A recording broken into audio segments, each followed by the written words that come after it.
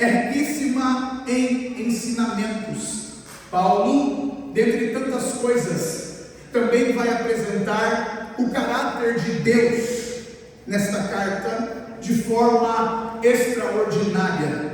Ele diz que Deus é bondoso, Deus é amoroso, Deus é misericordioso, Deus cumpre suas promessas e Deus é verdadeiro.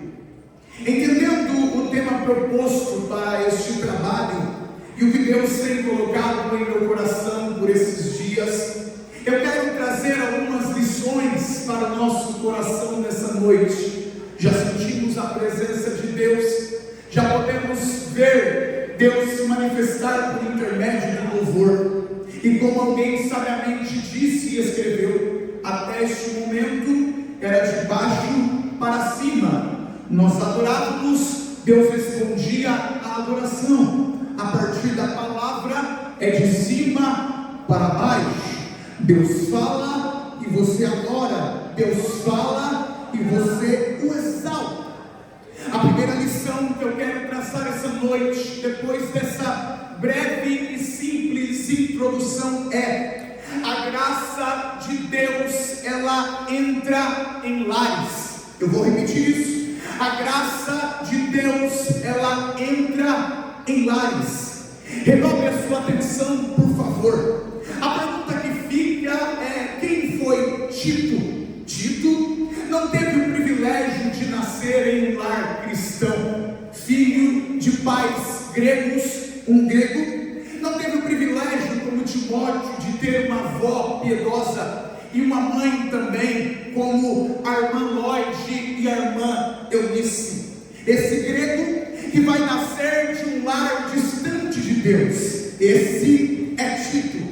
Uma casa totalmente descompassada, desconecta e distante de Deus. Porém, um dia este Tito teve a oportunidade de ouvir a palavra de Deus sendo ministrada pelo apóstolo Paulo, e em ele entrega a sua vida a Jesus. Só quem nasceu em um lar sem Deus sabe valorizar a presença de Deus quando ela chega em um lar. Eu vou repetir isso. Só quem nasceu em um lar sem Deus sabe valorizar a presença de Deus quando ela chega em um lar. Ah, como eu aprendo com isso aqui. Você pode ter nascido em um lar totalmente destruído pelo inimigo. Você pode ter nascido em um berço não evangélico. Você pode morar em um lugar mais difícil que você pense. Você pode pensar que não há sentido para você, pensar que não há mais esperança, porque a sua volta não é favorável. Mas se Jesus entrar na sua casa, se Jesus entrar na sua vida, Ele coloca tudo no lugar, Ele endireita todos os caminhos tortuosos. Ele faz, Ele tem poder para realizar isso. Renove a sua atenção, por favor.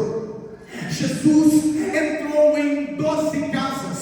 Quando avaliamos o Evangelho, literalmente, escute, e sempre que ele reentrava nessas casas, ele realizava algo extraordinário, interessante, que ele não arrombava portas, ele não entrava pela janela, mas quando era convidado ou desejava ir, me provo. Um dia um homem muito poderoso chegou até Jesus e disse: Senhor, o meu servo, o meu empregado está à beira da morte. Jesus olha para ele e diz: eu vou até a sua casa e vou dar saúde para ele. E o servo disse: não precisa, eu não sou digno que o Senhor entre debaixo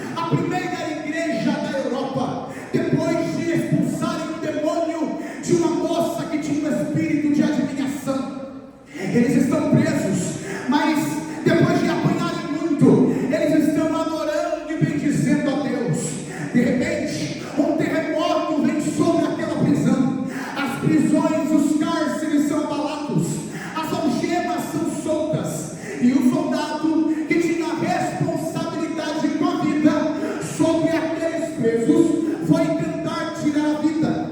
Quando Paulo olhou e disse: não te faça isso, e o soldado diz: o que eu vou fazer, senhores? Paulo dá um brado e diz: crê no Senhor Jesus e será salvo tu e a tua casa. A graça entra em lares. Enquanto preparava este sermão, eu me lembrei da história de Nick Cruz. Nick era um jovem terrível na famosa e grande cidade de Nova York. Aonde você vai encontrar isso? No grande best-seller do pastor David Wilkerson, que você vai encontrar esse filme de graça no YouTube, A Cruz e o Punhal. Nick, filho de uma mulher totalmente longe de Deus, filho de uma mulher viúva, ou por que não dizer uma mãe solteira. Esta mulher chamava Nick de filho do diabo. A história diz que todo mundo tinha medo de olhar nos olhos de Nick. Ele era tão terrível, participante da gangue Os Mal-Maus. Se você olhasse em seus olhos, automaticamente Nick tentaria contra a sua vida. Depois que David Wilkerson vê um jovem sendo morto em Nova York, ele sai do interior dos Estados Unidos e vai à grande Nova York pregar a palavra para tentar resgatar aqueles jovens que estavam morrendo. E um dia, pregando em uma praça, quando Nick está lá, ele vai falar de Jesus para Nick. Nick dá um tapa na face do pastor, e o pastor olha para dentro dos olhos de Nick e diz: Nick, Jesus te ama. Nick pega as coisas e vai embora. Pastor David Wilkerson vai para casa orar. Ele não consegue dormir naquela noite, e vai, mexe para lá, mexe para cá. Deus diz a David Wilkerson: pega esse endereço que eu vou te dar, levanta e vai até a casa que eu vou mandar você ir. Lá vai David Wilkerson, sem entender nada, ouvindo e respeitando a voz de Deus. Quando ele chega em uma casa, aproximadamente 3, 4 horas da manhã, ele bate na porta e de repente alguém drogado no meio da prostituição abre a porta. E quem está de cara com o pastor? Nick Cruz. Nick olha para ele e diz: a próxima vez que o Senhor bater na minha porta de madrugada para vir falar desse Jesus, eu vou te matar, cortar o seu corpo em pedaços e vou disparar o teu corpo por toda Nova York. Coitado de Nick, ele achou que o pastor era frouxo, achou que o pastor tinha medo de ameaça.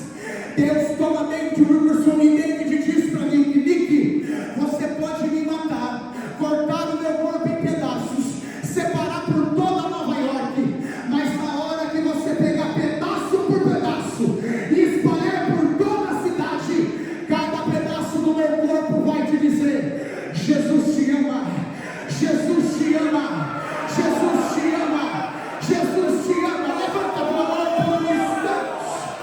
A graça de Deus pode entrar em seu lar, a graça de Deus pode entrar em sua casa, a graça de Deus é poderosa.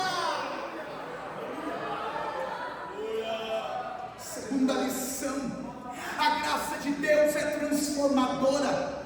Tito, essa graça transforma vidas, essa graça apaga passados, essa graça alcança o mais vil pecador, essa graça tira o homem da lama do pecado. Escute-me, essa graça é transformadora. O rico e o pobre, essa graça transforma o branco e o negro, o doutor e o bandido, a criança e o jovem, o adulto e o idoso, os políticos e traficantes, os ladrões e pedófilos. Mas o que é essa graça, pastor? Quando olhamos para a Bíblia Sagrada, nós temos dois contrastes da graça: no Antigo Testamento e no Novo Testamento. A graça no Antigo é o favor de um senhor sobre o teu escravo ou empregado. Não entendi?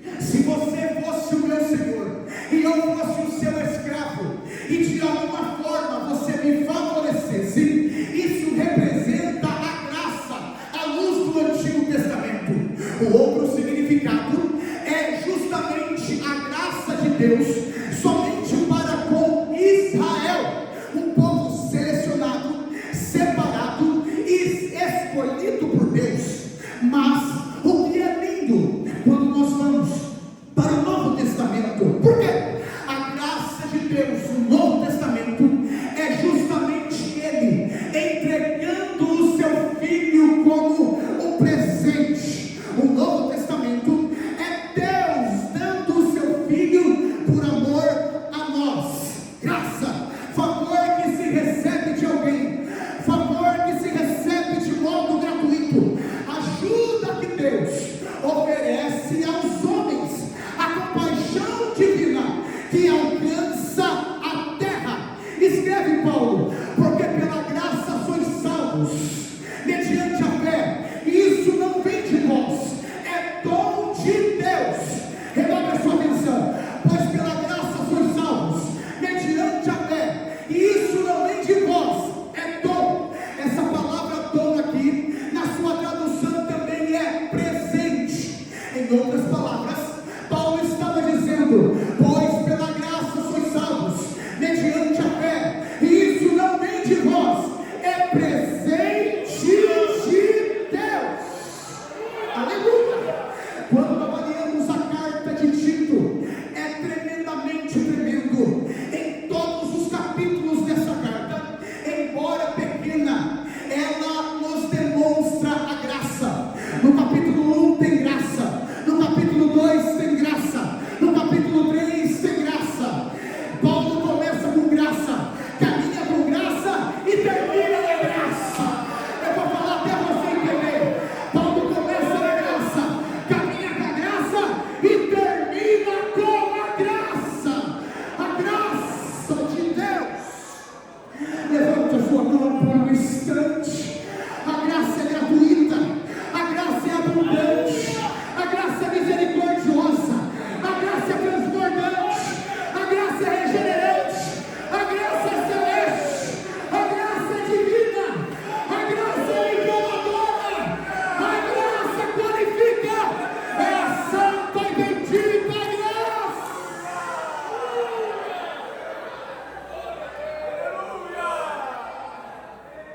Eu tenho uma grande dificuldade em alguns lugares que prego, mesmo fazendo isso há 20 anos.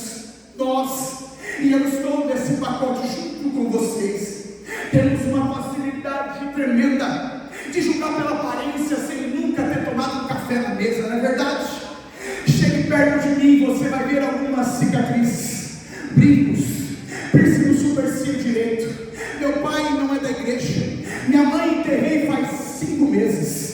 Quando tinha 8 pela última vez, ela se separou do meu pai e abandonou a gente, nunca mais voltou. Com 13 anos, da adolescência para a juventude, eu vi minha mãe na frente da cidade, lá na cidade de Lins, na frente de um bordel, se vendendo para 5 homens uma noite. Meu pai, caminhoneiro, terrível, pegava ovos na cidade de Bastos e levava para Teresina, Piauí. Ficava 15, 20, 30 dias fora. Eu, como mais velho da casa, tinha que dar meus pulos, né? Escute, papai chegava de tarde, deixava uma caixa com ovos que pegou mais barato na granja.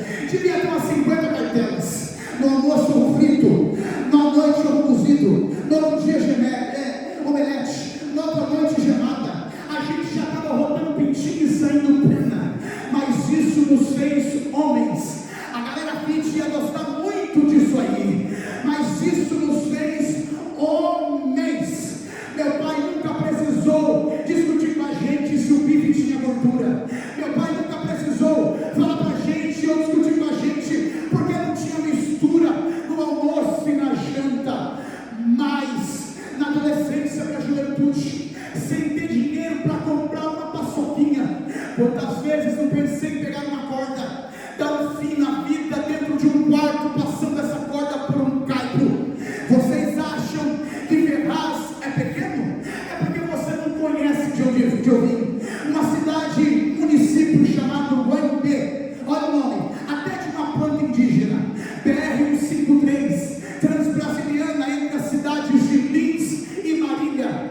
Vai lá e pergunte quem era Lincoln, não precisa inventar testemunho, já tinha desistido da vida,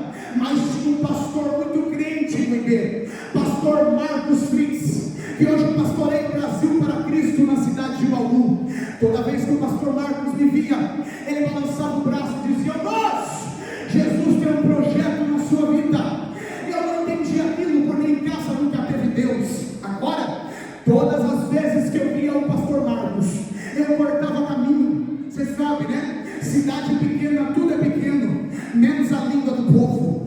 A rua de Goiânia que você entra é a mesma que você sai. Agora, toda vez que eu vi o pastor Marcos longe, eu cortava caminho. Até um dia, indo para uma balada, entrei numa sorveteria, e crente como a gente não bebe, mas come, que é uma maravilha. O pastor Marcos está com toda a mocidade, na única sorveteria da cidade. O balcão fazia um L, e eu pensei na cabeça, aí, vai acabar com o sorvete, esses crentes comilão. Pastor Marcos sai da frente do balcão, veio até mim sem ter ouvido nada, e eu não falei, olhou dentro dos meus olhos e disse: moço, fica tranquilo, o sorvete não vai acabar não, vai chegar para você, mas deixa eu te dizer uma coisa, que você está fugindo de mim, mais cedo ou mais tarde, Jesus vai te encontrar nessas esquinas da vida, e vai cumprir o propósito que Ele tem para você. Aquilo bateu no ouvido, mexeu o coração, a perna balançou. Primeira profecia que recebi. Depois fui para uma balada, uma briga, quase que tive que fazer cirurgia para arrancar o piercing do supercílio direito. Eu me lembro da roupa até hoje, da camiseta, da bermuda, do chinelo havaiana, do fedor, da sujeira, do sangue jorrando na camisa. E eu sentei na cama velha de papai e disse: Deus, se o Deus que aquele pastor pregou existe, muda a minha vida agora. Eu senti algo me envolvendo, que hoje eu sei que é o Espírito Santo, e uma voz nítida e clara que me dizia: do jeito que você está, vai para a igreja. Lá vai eu, sujo, fedido, ensanguentado. Cheguei lá na Assembleia de Deus, nossa igreja em Goiânia, pastor Antônio e irmã Melinda, que hoje estão jubilados na região de Fernandópolis. 20 anos atrás, os obreiros todos ressabiados, e eu disse: deixa eu ficar na porta, eu só quero ouvir a palavra. Quando eu chego na porta, o pregador para o sermão e diz: irmãos, Jesus te deu um livramento de morte hoje, e te trouxe aqui para te dizer algumas coisas. Na tua casa não tem Deus, mas a casa que Ele vai te dar, você vai dizer: eu e minha casa serviremos ao Senhor. Você vai pregar a palavra, vai escrever livros, e vai dizer para esses jovens Brasil e fora: Jesus cura, Jesus salva, Jesus liberta, transforma e leva para morar no céu. Só quem foi alcançado por essa graça, só quem foi alcançado.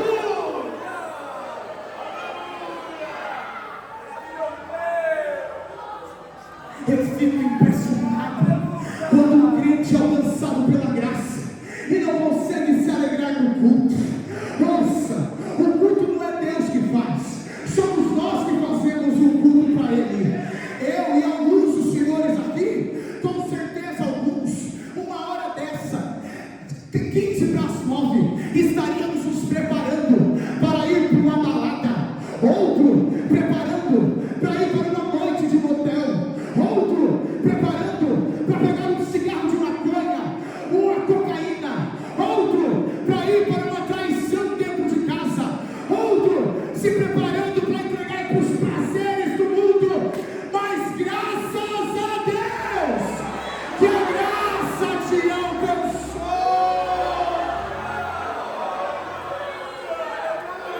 Ele a sede que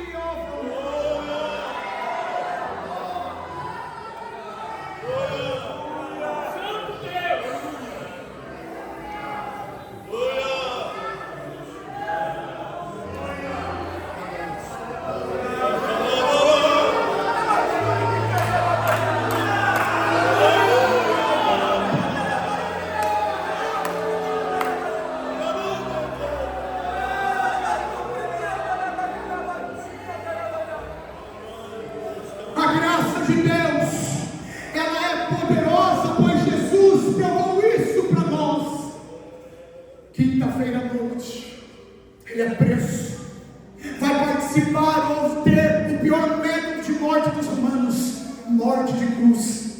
O autor do livro A Crucificação de Jesus por um Cirurgião diz que quem morre de cruz morre 100 vezes mais.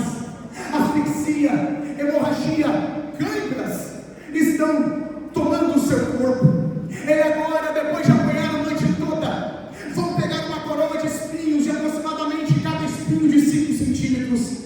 Você que estudou um pouco de enfermagem ou área médica, você sabe que a cabeça é um lugar sensível. Alguém põe a coroa de espinhos e não encaixa, pega uma cana e bate na cabeça dele.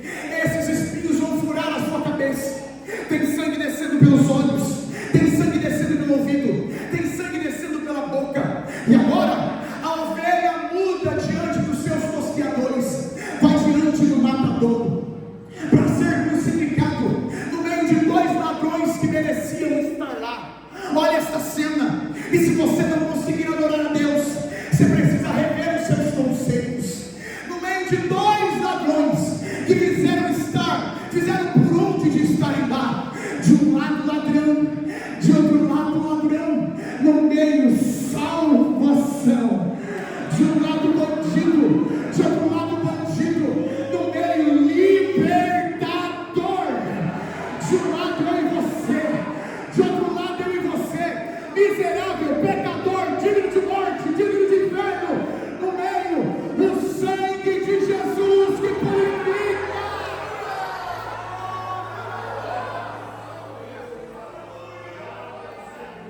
3 da tarde, ele rende o seu espírito. Agora, justamente José de Arimateia e Nicodemos vão pegar o corpo do nosso Senhor para fazer o processo de sepultamento. Eles precisam correr, porque às 18 de sexta começa o sábado dos judeus. Envolve o nosso Senhor em lençóis. José de Arimateia vai emprestar um túmulo virgem, esculpido numa rocha. Vão pegar o nosso Senhor, vão colocar dentro do túmulo, e para dificultar, vão colocar no mínimo 3 obstáculos. Primeiro, uma pedra de aproximadamente 1 a 2 toneladas sela o sepulcro. Segundo, um selo do governador dizendo: aqui ninguém mexe, aqui ninguém toca. Terceiro, uma guarda romana de 5 a 10 soldados. Fecha o túmulo, sexta para sábado, sábado para domingo. Lá vai as irmãs Maria em direção ao sepulcro para fazer o pós-sepultamento. E cada escritor do Evangelho, Mateus, Marcos, Lucas e João, vão descrever de uma forma, mas com o mesmo objetivo. Enquanto elas estão no caminho, em uma preocupação em mente delas: quem nos removerá a pedra? Enquanto elas estão indo, tem um terremoto acontecendo no sepulcro, a pedra sendo movida, o anjo em cima da pedra e o sepulcro aberto. Aleluia! Um escreve que quando elas chegam, olham para dentro e não vê nada. Outro escreve que elas olham, tem um anjo na cabeceira e tem um anjo no pé. Outro escreve que tem lenço dobrado no assento e lenços pelo chão. Eu gosto do que o Lucas escreve, doutor, detalhista, estudioso. Lucas diz que as irmãs entram dentro do sepulcro, estão atônitas, porque não encontraram o corpo do mestre. Quando elas olham para o lado, elas veem 2 varões com vestes resplandecentes. Elas estão achando que são homens, mas eram anjos. E elas dizem: se vocês tomaram o corpo do nosso mestre, devolve ele para a gente. Redobre a sua atenção. Assembleia de Deus, Ministério do Belém, ama a palavra. Está na Bíblia que os anjos olham para elas e dizem: mulheres, por que vocês buscam entre os mortos aquele que está vivo? Peraí que você vai dar glória a Deus, mais gostoso é agora. Olha a expressão dos anjos, porque até no céu o português é correto. Mulheres, por que vocês buscam entre os mortos aquele que está vivo? Eu vou começar e vocês terminam. Por que vocês buscam entre os? Por que vocês buscam entre os? Plural. Agora olha a outra resposta dos anjos: aquele que está? Aquele que está? Em outras palavras, se você gosta de Bíblia, já entendeu. Eles estavam dizendo: vocês vieram em um ambiente que mortos, muitos passaram aqui e ficaram, mas o que você veio buscar, ele é único, ele é singular, ele é poderoso, ele não está mais aqui, ele já ressuscitou. Bate no peito com carinho e respeito assim, por favor, bate. Não é pecado não, não é pecado não, não é pecado não.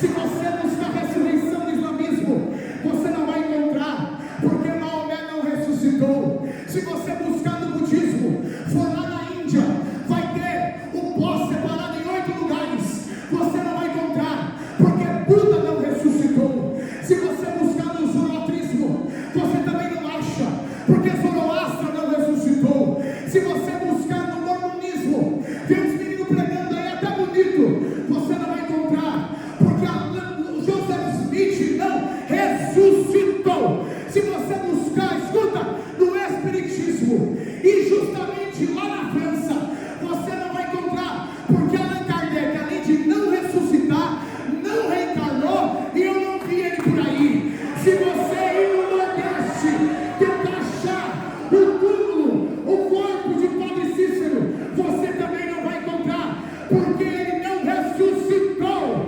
Se você for Roma, você não encontra, porque a irmã Maria também não ressuscitou. Mas se você pegar um avião aqui em Guarulhos, fazer uma conexão na Europa, descer para o Oriente Médio, ir até Jerusalém, lá vai ter um jardim bonito, cercado por uma cerca metálica, e o guia turístico vai dizer para você: está vendo aquela pedra? Ouvida, ele não está mais aqui.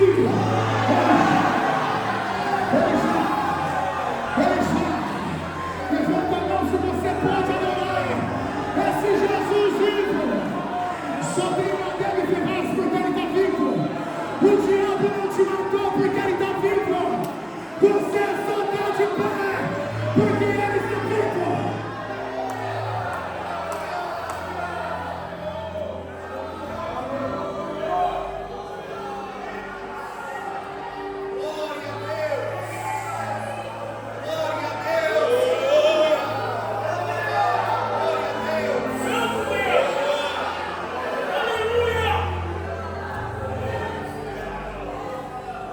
Não se maior. Eu tenho certeza que ou ele teve um sonho, ou ele entrou lá dentro em oração. Alguma coisa. Senhor, abre minha Bíblia em João 20. E me deparei com Maria Madalena, chorando junto ao túmulo do rei.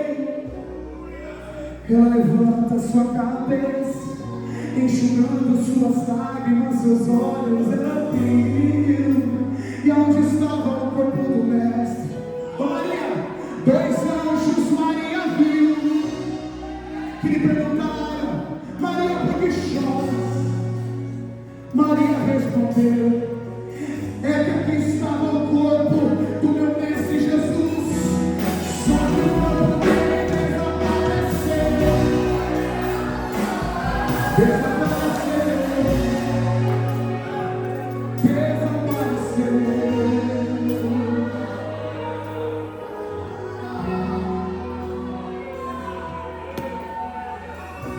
Maria então, andando para trás, creio eu que já disposta a ir embora, é quando Yeshua aparece e pergunta: Maria, por que você chora? Maria, por que busca? Maria, faça-me favor, não me procure.